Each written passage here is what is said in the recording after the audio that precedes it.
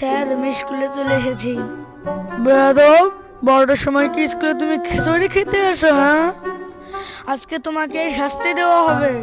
এ master, সবসময় তো খালি আপনি পানিশমেন্ট দেন, মাঝে মধ্যে রসগোল্লা, মিষ্টি, মাংস, দই এগুলো দিতে পারেন, খালি পানিশমেন্ট দেয়। ঠিক আছে, তোমার শাস্তি মাফ করে দিলাম। আগে এর অ্যান্সার দাও। মনে করো এর ক্ষেত্রফল 160 ডিগ্রি। কিভাবে মানবো স্যার? আরে মানতে হবে, তুমি এখানকার স্টুডেন্ট। যাও ওখানে কান ধরে উদ্বাস করো। আমি ওর প্রতিশোধ একদিন নিয়ে ছাড়বো, 5 বছর পর। স্যার আপনার অর্ডারটা কি? আরে বিজয় তুমি, শোনো, আমার জন্য একটু ডাল নিয়ে এসো এবং 3টি রুটি।